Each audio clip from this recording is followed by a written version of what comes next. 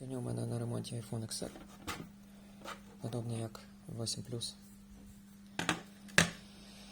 з таким класним дисплеєм. Дисплей чистий, нормальний, не підбитий, але він глючний, бо китаєць. Якісь штампики китайські, типу копія. І міняю його на іншу копію. Ну так, клієнт захотів, але не оригінал, але класний, нормальний дисплей. Повинен бути доброї якості. Купив проклейку.